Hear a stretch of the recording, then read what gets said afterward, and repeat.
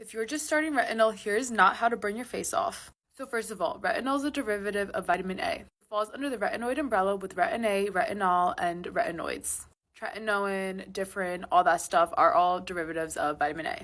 So the thing with this is you don't really need to start using it until you're in your 20s unless you have acne. At that point, you probably have a trend prescription from your derm. This is because it's super harsh and it actually speeds up skin cell turnover. And skin under the age of 25 does a great job at this already. Retinol could be extremely drying, think Trent, so if you do start with a light dose, like the lowest percentage you can find. My favorite is the serum from e.l.f. It's super light and it does not break me out. And I am super acne prone. You also always want to follow the guidelines of a pea-sized amount because you just do not need more than that. It will actually do more harm than good if you put more.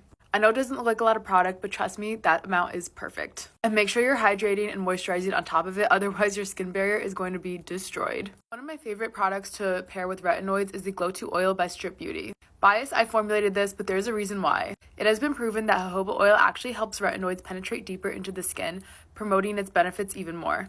Not only is this oil super lightweight because it's made of mainly squalane, it has a fatty acid blend, vitamin E, it is super great. So moral of the story, start slow and always moisturize.